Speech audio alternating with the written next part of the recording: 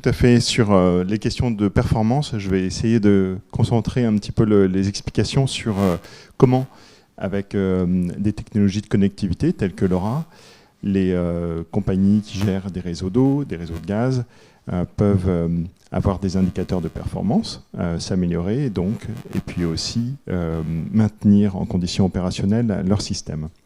On a parlé déjà dans la journée de la télé-relève, donc il y a un petit peu un effet de rebond aussi sur ce qui a été dit, parce que je ferai un zoom sur les enjeux en France pour qu'on soit un petit peu local, et puis on va s'évader aussi, parce qu'on va faire un peu un panorama de cas d'usage en Europe et ailleurs. Non, alors... On était sur, je pense, un slide de transition.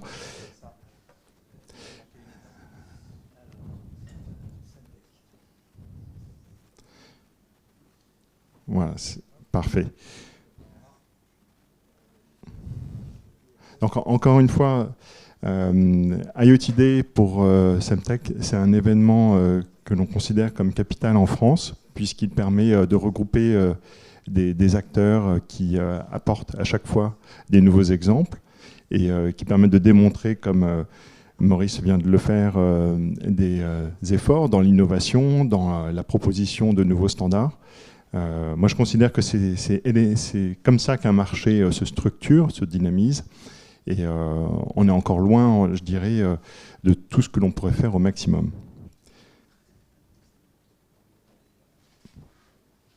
Parfait.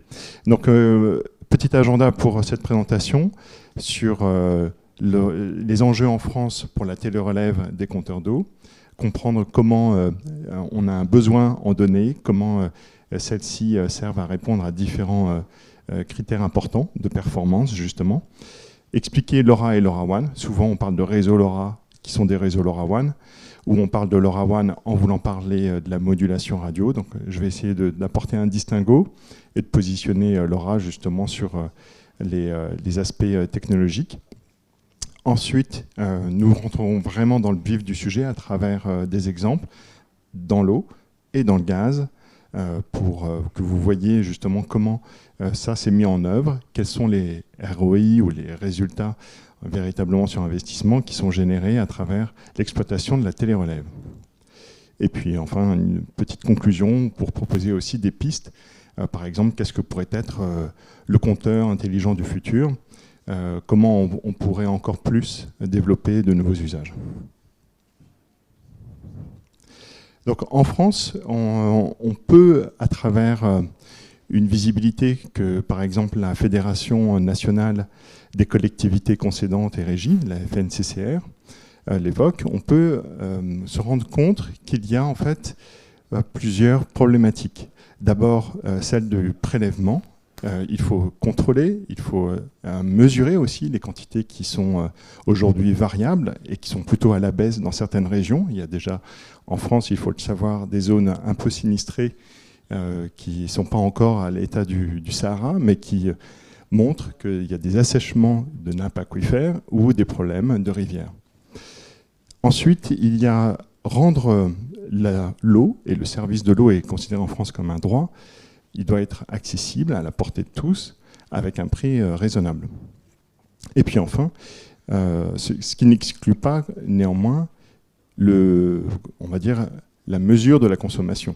Et donc, l'idée de donner au consommateur une visibilité sur ce qu'il consomme et éventuellement sur ce qu'il perd lorsqu'il y a des usages significatifs qui sont détectés par la mesure.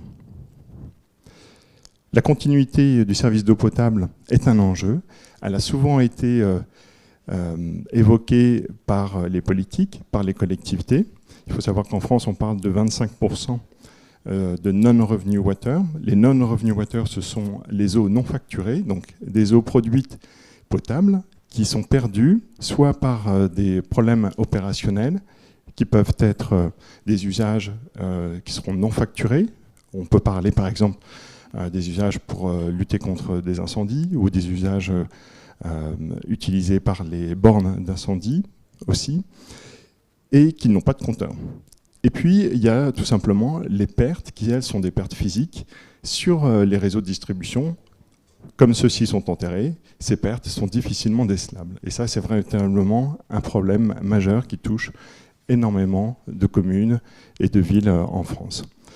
C'est un problème aussi qui est global. Dans le monde, on parle aussi en moyenne de ces taux de 25% ou plus. Il y a certains pays où c'est 40, 50%. Donc c'est vraiment une situation qui est globale et qui appelle à des solutions. Intéressant parce que les solutions qu'on trouvera ici peuvent être aussi utilisées ailleurs. Donc en France, sur les gestions, sur les enjeux de performance, on veut faire de la télérelève, mais en fait, pour d'abord une première justification, c'est produire une facture, puisque effectivement l'eau va être mise à disposition, mais elle va être facturée sur la base d'une consommation qui va être mesurée un certain nombre de fois par an. On pourrait, à partir de là, dire qu'une mesure quotidienne suffirait. Mais en revanche, quand on se penche sur la question de performance et de maintenance en conditions opérationnelles du réseau de distribution, il faut davantage de données. Il faut par exemple des données quasi horaires pour la nuit, pouvoir détecter un flot anodin, pas anodin, mais plutôt irrégulier. Un flot qui pourrait être révélateur d'une fuite permanente. Donc on parle de continuous flow, on parle aussi de problèmes qui sont liés à des comportements, par exemple, irréguliers. Mettons chez une personne âgée, de prendre des bains ou des douches dans la nuit et peut être un révélateur de désynchronisation par rapport au quotidien. Problèmes qui ont été souvent révélateurs d'Alzheimer ou d'autres problèmes. Enfin, donc la performance pour les collectivités, c'est véritablement d'aller au-delà de la simple mesure journalière. Il faut plus de données. En France, qu'est-ce que l'on a? On l'a vu dans l'étude de Tactis qui a été évoquée tout à l'heure dans la table ronde. Et sur les 25 millions de compteurs existants résidentiels, à peu près 5 millions ou plus sont connectés aujourd'hui en France. Ils sont connectés à travers différentes technologies. Donc il y a la technologie LoRa et LoRaWAN pour 3,5 millions. La technologie Wireless M-Bus, et puis quelques compteurs en NB-IoT, voire encore quelques-uns qui doivent rester sur un réseau Sigfox. Après, la télérelève peut être aussi faite en mode ce qu'on appelle lecture mobile ou lecture manuelle avec un device qu'on va approcher à proximité. Donc ce sont des lectures sans fil, mais faites avec des réseaux, plutôt avec des radios courte portée. Sur l'évolution de ce marché, il est prévu 10 millions de compteurs, donc un doublement d'ici 2030. Donc ça appelle évidemment aux collectivités, et il y en a 600 en France. Quand on parle de collectivités territoriales, c'est énorme en termes de nombre. Certaines sont déjà équipées, d'autres sont en train de mettre en place des réseaux. On voit effectivement une tendance qui a été citée tout à l'heure dans la table ronde. Beaucoup d'entre elles ont choisi la technologie LoRaWAN. Donc ces déploiements vont continuer en quantité et en nombre.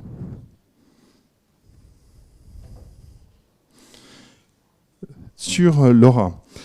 LoRa, c'est une technologie qui a été créée en France en 2012, qui a été reprise à ce moment-là par Semtech. Semtech, c'est un fabricant de semi-conducteurs qui existe depuis 1961. Donc chez Semtech, on maintient et développe des générations de puces. On est déjà à la 4e génération qui va arriver cet été.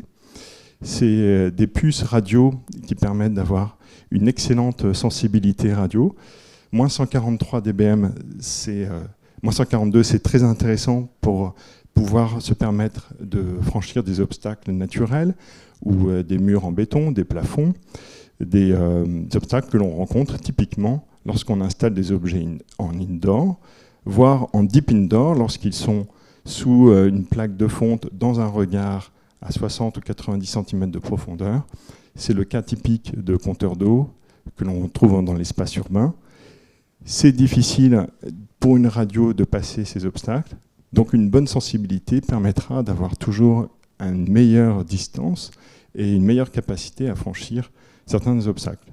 Le choix de la fréquence est important aussi. 868 MHz, c'est considéré comme les gold fréquences, celles qui sont les plus utiles et les plus efficaces. Il existe aussi d'autres technologies dans des plus basses fréquences, mais qui nécessitent des plus grandes antennes, donc qui ont un problème d'encombrement. Donc on est dans le bon compromis pour typiquement le cas d'usage du compteur d'eau ou compteur gaz, qui va avoir une antenne pas trop grande, capable de recevoir les données et de les transmettre, et capable donc d'être entendu par un réseau fixe. Autre élément aussi important à prendre en considération, c'est une très grosse capacité. Il n'y a pas aujourd'hui de problème de saturation en termes de capacité des réseaux LoRa. Et une antenne, théoriquement, pourrait faire 1,5 million de messages par jour. Donc là, on se base sur des données qui sont produites par la LoRa Alliance et qui parlent du gateway typique, celles qui sont utilisées en Europe, par exemple. La technologie permet aussi d'utiliser du chiffrement qui va servir à authentifier, à rendre les objets connectés sur le réseau complètement uniques, identifiables, et à protéger le contenu du message qui, lui, ne pourra être déchiffré que par une seconde clé qui appartient à l'utilisateur final.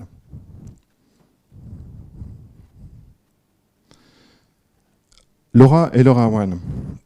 LoRa, vous l'avez compris, ça veut dire la radio physique, ça veut dire aussi long range. LoRaWAN, c'est le réseau qui utilise les radios LoRa. LoRaWAN, c'est un protocole de réseau qui est défini par l'Alliance et qui est reconnu par l'ITU. Donc c'est complètement ouvert, c'est standardisé et c'est utilisé par nombre d'opérateurs. En France, on en parlera tout à l'heure, c'est utilisé dans plein de cas de figure. Et vous avez avec LoRaWAN l'avantage de pouvoir choisir quel type de communication vous allez utiliser. Soit la classe A. La classe A, c'est celle qui consiste à émettre un message et à écouter derrière pendant 2 fenêtres de réception. Et après, le device peut continuer à rester en mode sleep, en mode veille, où il ne pourra pas recevoir de message jusqu'à ce qu'il se réveille de nouveau. La classe B est un mode intermédiaire qui s'appuie sur un beaconing. Donc à intervalles réguliers, le device va pouvoir se réveiller, récupérer un message et éventuellement repartir en mode veille. Et la mode continuous ou classe C, qui est utilisée par exemple dans les cas de contrôleurs de lumière ou d'éclairage public, qui nécessite donc une alimentation pour pouvoir avoir une durée de vie plus longue, bien sûr, pour ne pas avoir le problème de batterie, je veux dire. Et ces street lighting ou éclairage public sont utilisés déjà dans de nombreux cas dans les villes pour justement permettre la commande avec une faible latence. Enfin, LoRa étant défini sur le spectre radio ISM, ce qui veut dire que dans chaque région du monde, vous avez une normalisation par l'ITU qui impose justement le choix et le respect de certaines règles associées à l'utilisation du spectre. En France et en Europe, on parle du 868 MHz, et sur cette bande de fréquence, on a le droit d'utiliser librement, sans licence, les radios LoRa.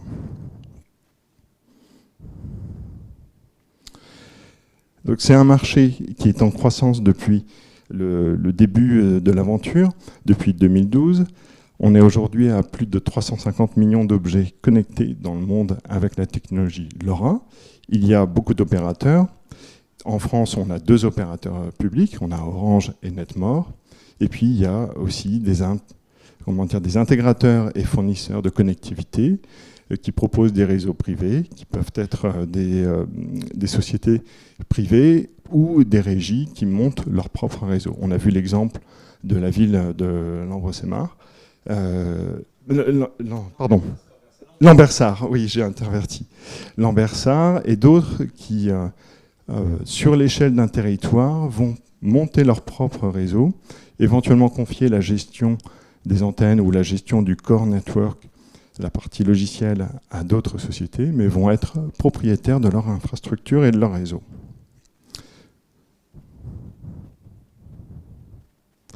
Voilà, j'essaie d'avancer un petit peu aussi sur maintenant le sujet en propre, qui est comment on peut avoir des indicateurs de performance, quels exemples sont connus.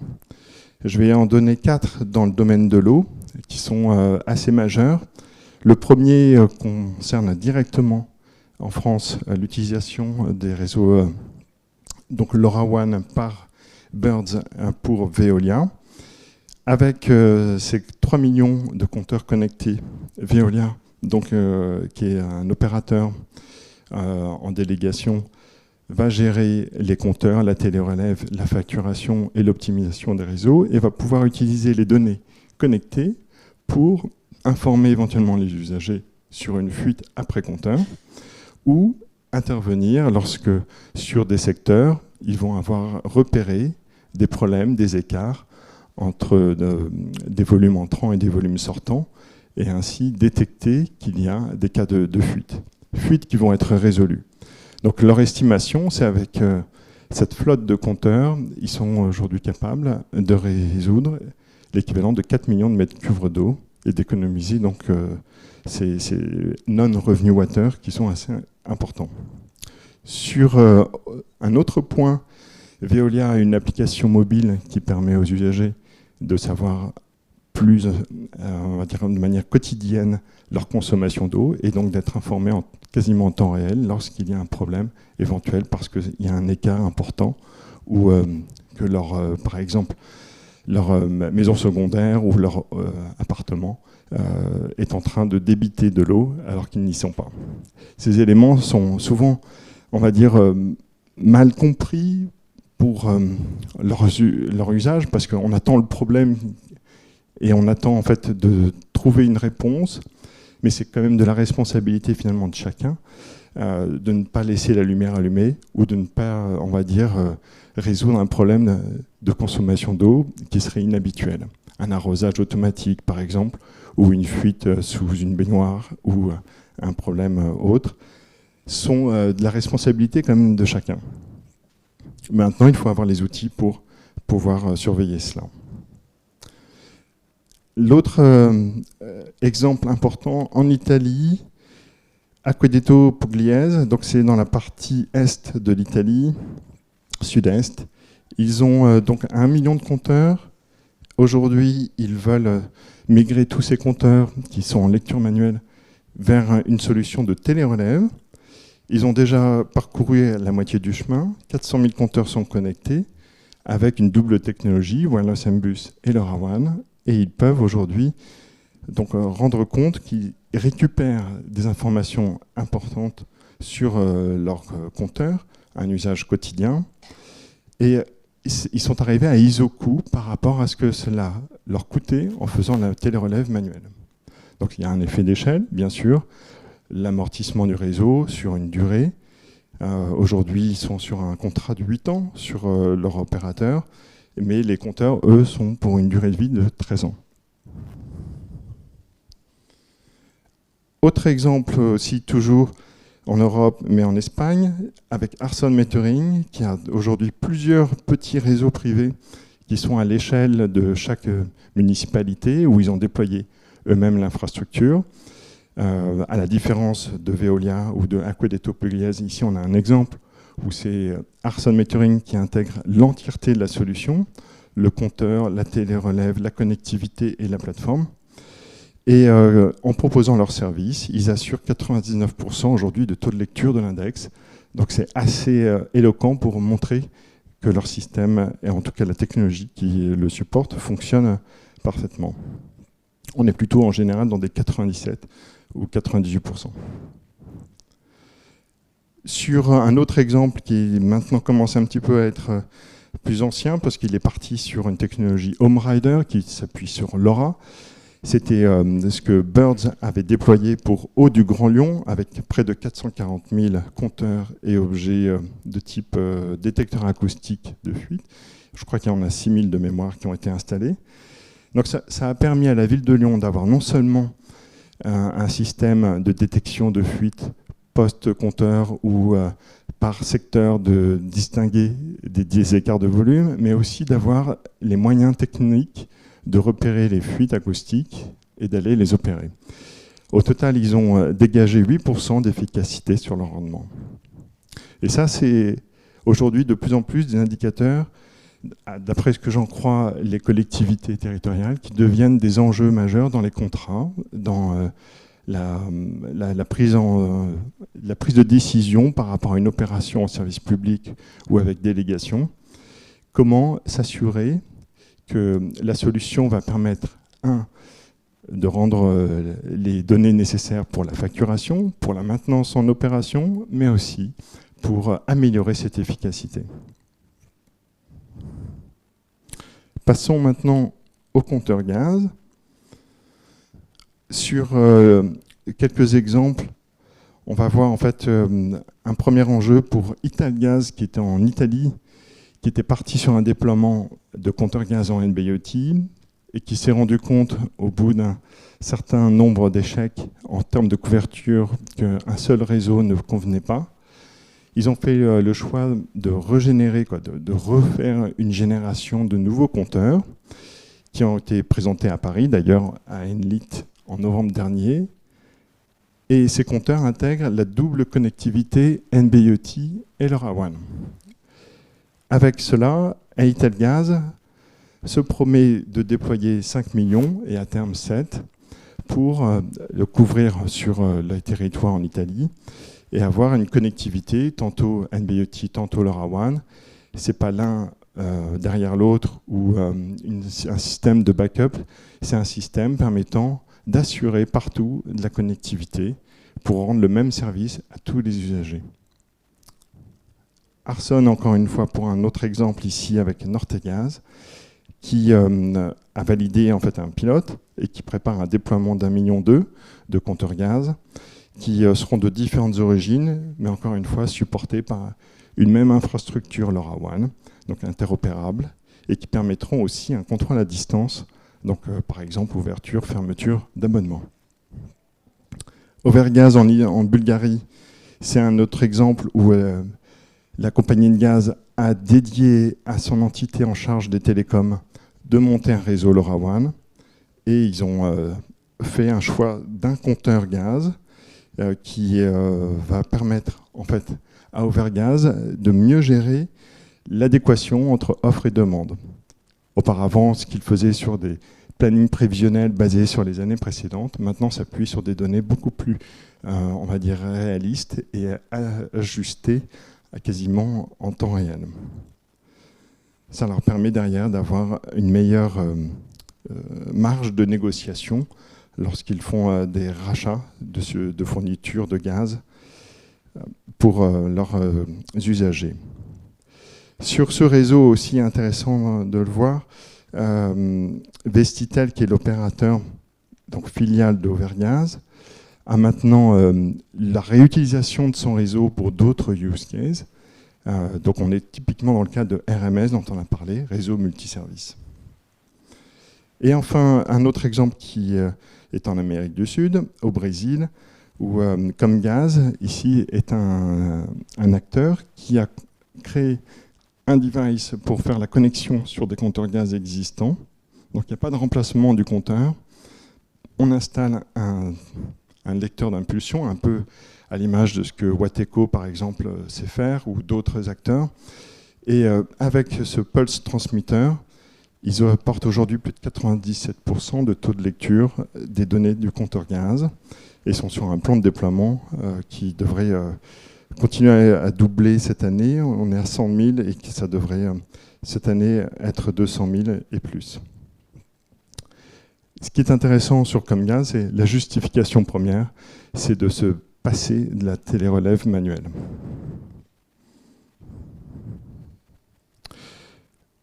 Pour conclure, quelques points clés. À travers ces exemples, quand on voit en fait le problème d'amélioration d'efficacité, de réduction des fuites d'eau, de permettre de donner à l'usager une meilleure information, on se rend compte qu'en fait le compteur devient non pas seulement un objet de facturation, mais un objet de point de service. Il faut l'appeler comme tel pour que les données qui soient générées servent à différents besoins. Ceux d'abord de la compagnie des eaux, du syndicat, mais aussi on pourrait penser aux agences de l'eau. Il faut donc des informations qui vont, je pense, en tendance augmenter dans le temps, parce qu'il y aura plus de points de mesure, parce qu'on aura aussi différents usages. Par exemple, on voudra avoir une granularité plus fine, ou on voudra permettre de gérer des tarifs adaptables, qui pourront être saisonniers, ou qui pourront évoluer en fonction de la position géographique, ou des besoins dans la région. L'eau est une ressource que l'on peut difficilement transporter, donc on reste toujours associé à des critères géographiques. Donc il faut une technologie adaptable. Ça veut dire que derrière, par exemple, l'utilisation de mise à jour automatique à distance du firmware ou de mise à jour de tarifs pourrait être une nécessité pour les compteurs d'eau comme pour les compteurs gaz. Il faut résoudre les cas de deep indoor, on a vu que LoRa permettait de le faire, avec l'emploi justement d'une bonne sensibilité, le choix aussi d'une disposition du réseau adéquate. À préciser par exemple la disposition depuis mars 2023 du relay, qui est un device qui permet d'étendre la connectivité, donc d'étendre la couverture réseau là où il n'y en a pas, mais pour permettre de connecter par exemple un compteur ou d'autres objets au réseau. Ces relais sont aujourd'hui disponibles, ils sont industriels et ils ne nécessitent pas de connexion à Internet, ils sont complètement autonomes sur batterie par exemple et peuvent facilement être déployés pour un coût inférieur à une antenne.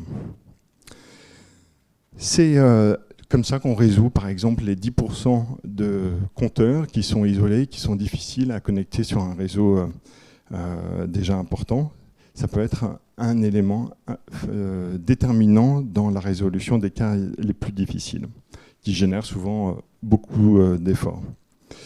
Autre point important, on a parlé de données et d'utilisation par différentes entités. Je pensais bien sûr à la Compagnie des eaux, mais aussi à des agences ou à des organismes qui seraient en charge de mieux gérer, par exemple, pendant une période donnée, l'utilisation de l'eau dans un bâtiment ou dans un système de restauration ou dans un hôpital. On peut penser à différents cas. Et à ce moment-là, en fait, il faut raisonner un peu plus standardisation pour pouvoir, à travers différents types de compteurs, différents diamètres, différents usages, avoir une homogénéité. Donc le support de protocoles et de standards comme OMS et MBUS est un point important sur lequel l'Alliance LoRa a permis aujourd'hui de supporter cela. Voilà, j'ai cité en fait ces exemples pour donner à voir qu'il y avait encore dans LoRaWAN des espaces où on continuait à progresser et à apporter des solutions. Vont arriver cette année le support de la télérelève mobile, donc ce qu'on appelle le walk-by, drive-by, qui feront partie des spécifications LoRaWAN. Et enfin, pour donner aussi une échelle de valeur sur l'adoption de LoRaWAN par les fabricants de compteurs, donc quand on prend les fabricants de compteurs majeurs, par exemple les 15 premiers fabricants mondiaux de compteurs communicants dans l'eau ou dans le gaz, on voit que pour l'eau, il y a déjà 10 d'entre eux qui ont une solution LoRaWAN disponible. Sur le gaz, 5 d'entre eux. Et donc ça illustre bien l'adoption qui est importante. Et pour continuer, les écosystèmes, vous verrez en fait que certains sont peut-être manquants, faute de ne pas avoir peut-être parcouru suffisamment tout Internet, parce qu'à chaque fois j'en découvre de nouveaux. Il y a beaucoup d'acteurs en fait dans ce marché. Et sur les compteurs d'eau, donc on retrouve quand même les majeurs, ceux que j'ai cités, et au moins les 10 sur les 15 plus gros fabricants au monde. Mais on trouve aussi des acteurs qui ont des solutions pour faire le rétrofit de compteurs, qui ont des solutions pour la détection de fuite ou, par exemple, des objets auxiliaires comme pression, température, turbidité, etc. Choses qui sont utiles aussi pour améliorer la qualité de la gestion de l'eau. Compteur de gaz, un écosystème aussi qui est en progression avec certains fabricants qui sont européens, d'autres asiatiques, et enfin aussi là des acteurs sur le rétrofit. On trouve beaucoup de cas de réutilisation des interfaces des compteurs existants pour les rendre connectés.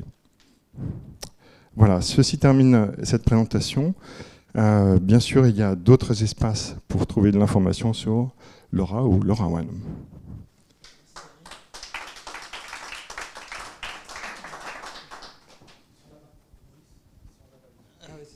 marcher, ouais.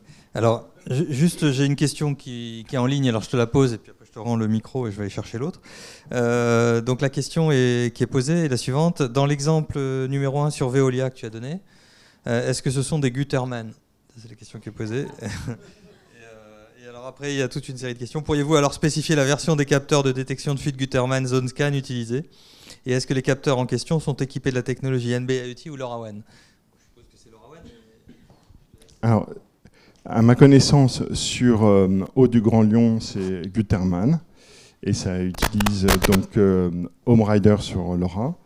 Quant aux autres cas dont j'ai entendu parler, il y a Séverin, il y a Gutterman aussi sans doute, qui doit être utilisé en LoRaWAN. En tout cas, il existe, et c'est ça je pense le vrai message, il existe des solutions en LoRaWAN disponibles.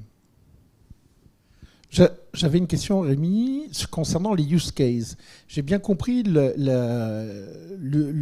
pour le capteur gaz d'utiliser une double technologie radio, NB-IoT et LoRaWAN, parce que les deux sont assez complémentaires.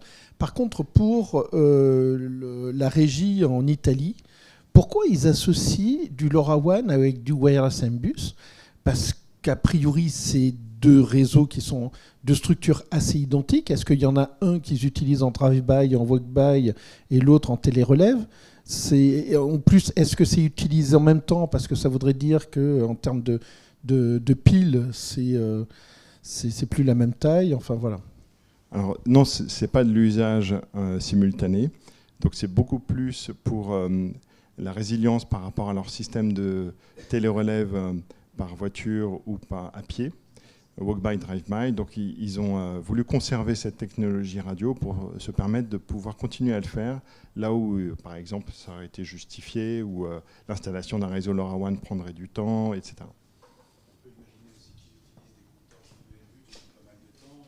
C'est ça, tout à fait. L'origine est ça. Ouais, et juste peut-être pour compléter ça, d'ailleurs, il y a plusieurs fabricants en Italie de gateway qui font des gateways mixtes wireless MBus et LoRa. Je sais que des gens comme A2A, par exemple, sont très fans de cette mixité.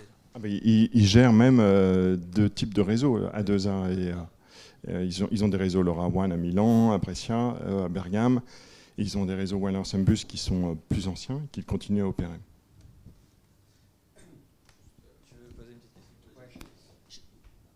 J'ai pas compris pourquoi c'est un avantage le fait que ça coûte la même chose en relève manuelle que la télérelève. Pour moi, la télérelève, justement, on devrait gagner en termes de coût.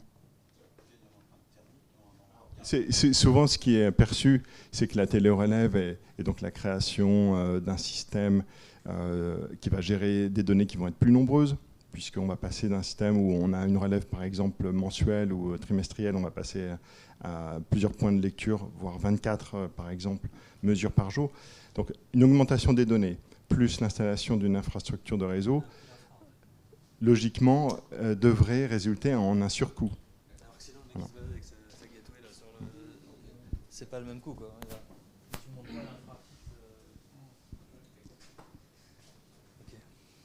Bon, il y avait juste une précision qui était donnée sur online en réponse à la question posée. Donc il existait aussi des Gutterman en NB-IoT, effectivement, je confirme ce que précisait un des autres membres vigilants de connecté en ligne. Ok, ben merci Rémi, merci pour cette intervention très intéressante.